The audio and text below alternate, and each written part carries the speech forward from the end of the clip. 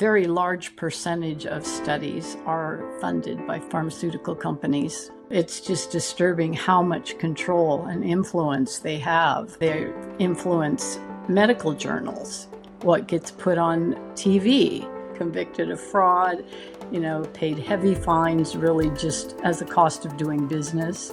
Like I said, they have that obligation to make profit. They used to say they wanted customers from cradle to grave, but now it said they want them from womb to grave. Our Bay Area innovator today is Terri Ward, author and CPA turned health advocate.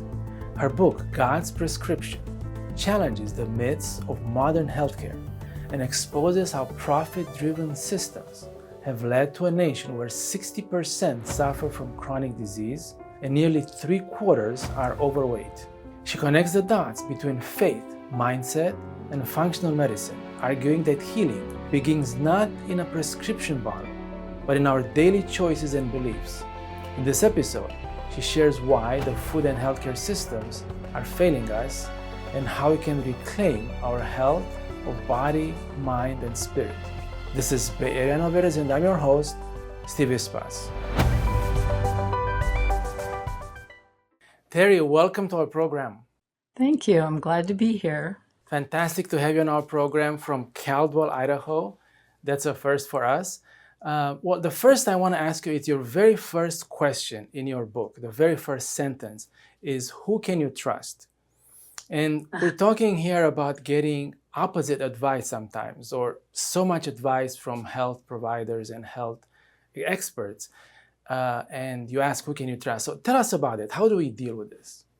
Well, I think it's important to remember that experts are human too. And as Ronald Reagan said, trust but verify. In the age that we live in, we really don't have a choice to not inform ourselves. Medical professionals have an obligation for informed consent, but they're so rushed and, so limited on the time they can spend with any one patient. So it's kind of getting overlooked. And so we have to educate ourselves, do our own research and verify what we're being told. That might mean, instead of trusting a headline, read a study, instead of looking at, one piece of something, you've got to look at the big picture. Absolutely. So mainly we'll be talking about your book, God's Prescription, what I just finished a few days ago, and I was very impressed. Now, one of the things you bring up in the book, and this is pretty obvious, but I'm still going to say it, is that all these pharmaceutical companies, healthcare industry, they are corporations. Now, the main goal of corporations in the US and probably anywhere in the world is to make money. That's their goal, because that's how they are structured, and they have investors and they have shareholders that, their main goal is to make money. Now, if everyone was healthy, they wouldn't make money because they wouldn't have no one to sell the medicine or no one to treat. So there's clearly a conflict there that, I think you talked about this in your book, how in so many ways they almost need to keep us sick. So talk to us more about what you learned, what you studied, how much of this, because it's so disturbing, right? That you think that they need to keep us sick. At every level, it's just disturbing how much control and influence they have. They influence medical journals and what gets published. They influence what gets put on TV because they're advertisers. They, same way with the medical journals, they're buying reprints of articles. They're paying for advertising, and they're heavily influencing what gets published. There's editors that have retired and come out and talked about that. And then they influence medical school curriculum. They donate big pieces of equipment and different things so they can exert influence there. They've got, influence on insurance companies, and it runs very deep. As incredible as this may sound, are they really trying to heal, or are they more focused on make profit? I mean, there's a balance, I guess, they're playing, and they're kind of playing with our lives in that sense. But what have you seen as far as some kind of definite answer on this, as far as their goals? Well, I think what we've seen is not pretty. I mean, they've almost all been convicted of fraud, paid heavy fines really just as a cost of doing business. Like I said, they have that obligation to make profit. They used to say they wanted customers from cradle to grave, but now it said they want them from womb to grave. So, they're even targeting pregnant women. So it's kind of scary. And again, why we need to be informed consumers. And now you bring up some statistics in your books, something along the lines of 60% of our population has some kind of chronic disease. And what was more amazing to me was that I think 3/4 or 75% are overweight. Why is the modern healthcare failing us so much? It's really not just one thing. I think it's a lot of things. I think we're surrounded by environmental toxins that, influence our hormones and make it easier to gain weight, harder to lose weight.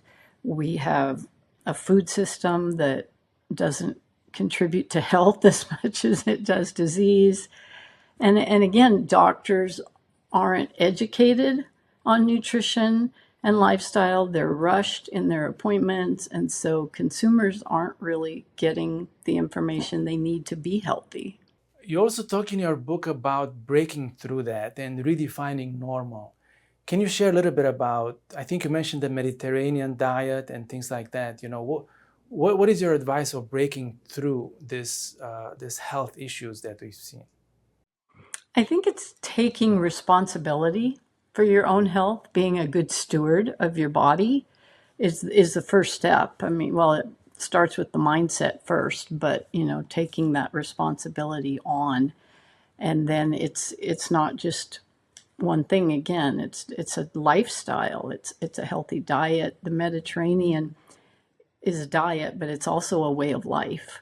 So when they've looked at the blue zones, they call them, where people have longer lives. It's controversial now. Someone said it was debunked, but really it's about community, it's about movement, it's about faith, and just really feeling connected to other people, and as well as to what you're eating and to the earth.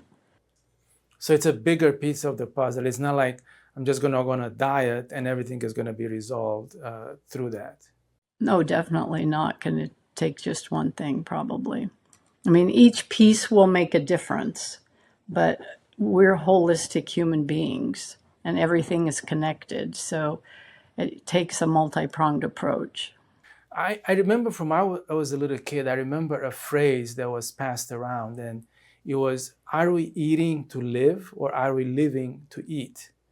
And if you think about that, I think if we just ask that question, we kind of have a bit of a better sense of what we should be doing, right? Yeah, and I think that food is intended for enjoyment, but mostly for nourishment. So it's not that it has to be one or the other.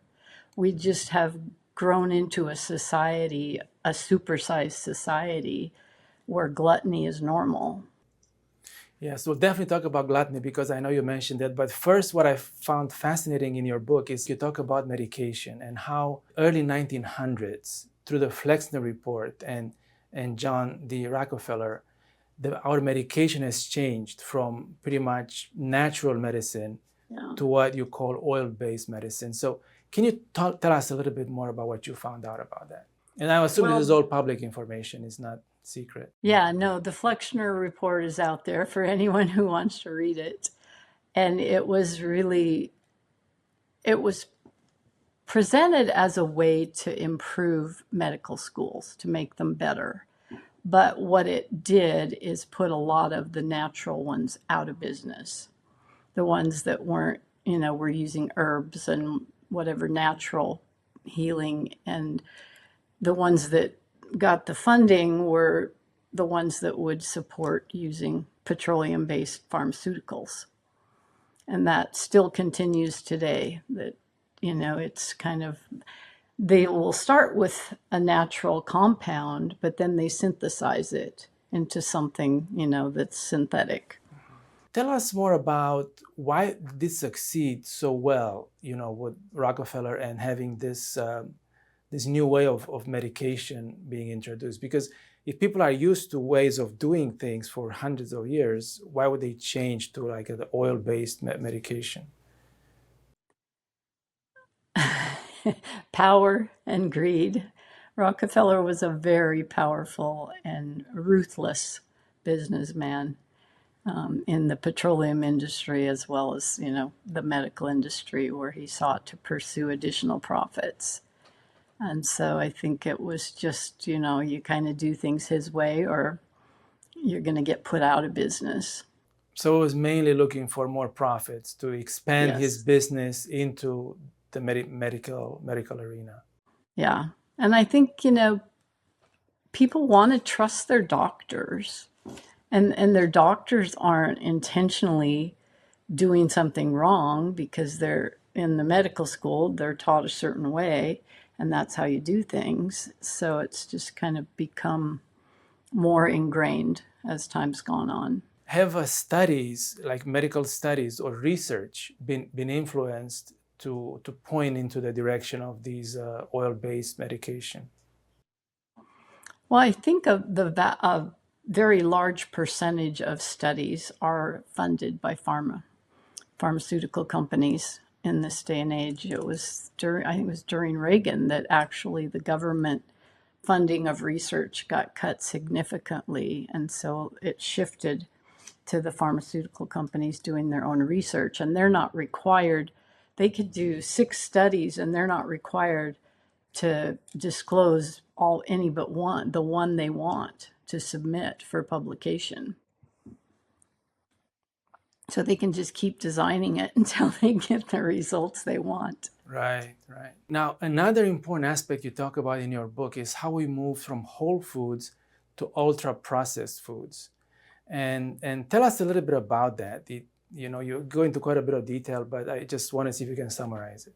Well, it's kind of like organic. Whole foods used to be normal, and now over 70% of our food supply is ultra processed foods. Whole foods are, in their natural state.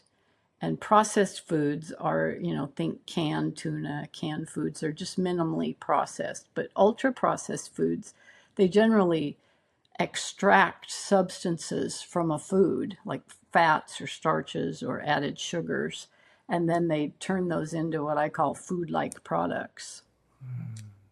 And that was really, I think what really was the impetus for that was World War II and the convenience. When women went into the workforce and, had less time to spend in the kitchen, they saw the convenience of processed foods, and it just started growing from there. And people are spending less and less time in the kitchen, unfortunately.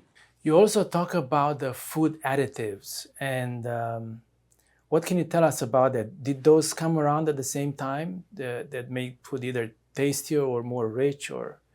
Yeah, I think they've evolved over time, depending on, the additives. They might be emulsifiers or preservatives or sweeteners, but they're designed to make things more appealing. They're engineered to hit a bliss point so people want to eat more. Yes.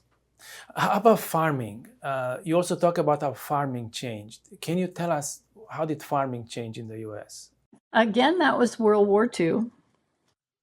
They needed more productivity when a lot of the men were off to war. Right. And so then when the war ended, they repurposed a lot of the war chemicals into agricultural products.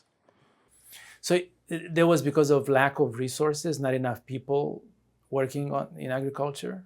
Initially, that was when the equipment started doing more monoculture cropping and, so they could produce more with the equipment. And then the idea of the chemicals was that they could produce more too. It took less labor.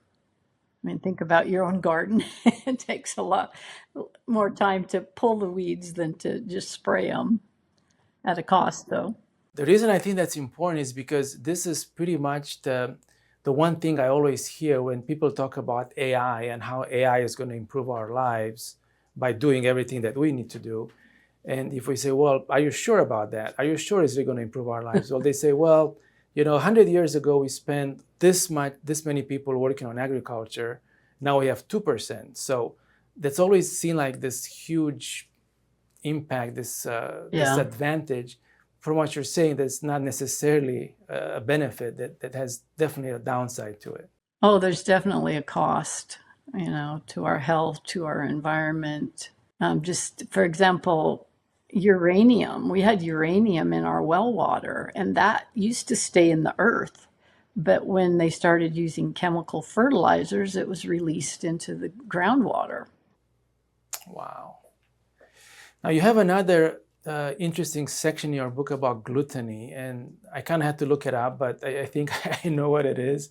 Tell us about that. I think it involves so many things. You always get more than you need, right? Or not always, but many times you're tempted to get more than you need. And that includes not just food or goods or cars, but you mentioned busyness. Sometimes we are busy, and then we see that as a trait, as something that's benefit, it's good, and then we want to be even more busy, right? So tell us about your studies on that. Well, I think that, like you said, gluttony is not just food. It's our lifestyle. We live in just a hurried, excessive lifestyle. We have more food than we need, not always the best food, but we have more than we need. We have calendars that are overflowing. Even our kids' schedules are overflowing. And it's, one of the sins of the Bible that I think churches overlook. Please tell us about some of your solutions or your advice that, through your study, through everything you've gone through, how do you address some of these issues that are very, very important? Well, I'm a huge proponent of functional medicine, which is, I call it root cause medicine, because if you can get to the root cause, you can actually fix the problem or support the body's natural ability to heal. Whereas if you just take a pill, it's just going to suppress a symptom, and it's probably going to stop a natural process that has tons of downstream effects. So you could be causing more problems in the process. And that, to me, is the solution, is trying to figure out the root cause and naturally supporting the body's ability to heal. Now, how would one get around in doing that? If they go to their local hospital or Kaiser or whatever, they're not going to get that advice. So no. You mentioned about doing the research themselves, but sometimes people are slow starters. So how do you see that happening on a large scale? Well, it's going to happen one person at a time. It's just, one mind opens and goes, wow, I need to do this. We have a huge national database of peer-reviewed studies on the National Institute of Health has. It's called PubMed. So you can go on there and find studies. They're maybe a little difficult to read until you get used to reading them, but they're pretty enlightening. And I think that, if you follow, like Institute of Functional Medicine has five R's. So you remove those things that are causing the problems, whether it's, environmental toxins or gluten or, a lifestyle that you're engaging in. And then you replace, maybe you need more digestive enzymes, or your body just needs a little more of a particular nutrient. So you provide that. Then you re-inoculate, you build up that microbiome with, beneficial gut bacteria. Then you repair, you provide the body what it needs to heal. And then you rebalance, and that's kind of where you get into the lifestyle piece of it. Tell us more about PubMed. I know you mentioned it in the book as well. Tell us more, what is it? It's a series of studies done by whom and how? It's a database. It's huge. That's pretty much the vast majority of peer-reviewed studies and papers are on PubMed. Not all of them. It's frustrating when I want one and I can't find it on there, but they're not all available to read more than the abstract, but you can still garner a little bit from that. Would you say they're accurate? And if yes, how did they escape the bias or the push from the big pharma? Well, they don't, unfortunately. They don't always. But if you can find like a systematic review or a meta analysis that would include several studies, then it's more likely to be accurate than just looking at one study. Another chapter in your book that I thought is fascinating is the mind-body connection. And I think mindset is part of it. And I think you give an example of your 4-year-old, was it its grandson that Yeah. told your daughter not to get upset because it's not good for her body. So tell us about the mind-body connection, because I think that's understood in some way, but it's still a bit of a mystery to a lot of people. Yeah, it's real. I mean, it's talked about in the Bible and it's confirmed by science that our mind and our emotions affect our body chemically and physiologically. So we have to be cognizant of what we're thinking, how we're allowing our emotions to take control. Like if we're living in fear, we're in the limbic brain. We're not using logic or reason. And we've got stress hormones running throughout our body. So what do you recommend? How do you calm down? I mean, sometimes people take pills, right, to sleep or to calm down. And what would be the alternative to that? Well, I think deep breathing exercises are very powerful. Meditation is powerful. Things like Tai Chi and yoga. There's a whole lot of mindfulness practices listed in the book, and those can be very calming. Even just prayer, reading scripture. Terri, please tell us about your journey. How did you evolve through this process where you discovered things? You are still a CPA, but you kind of changed careers. You were stressed out, I assume, and then you wanted A little bit. a different kind of Yeah. life. So tell us your journey. What makes this change in you? Well, I first got interested in nutrition in high school because a woman who was successfully managing her lupus with diet and lifestyle came and spoke to our health class, and I was just amazed at the power of nutrition.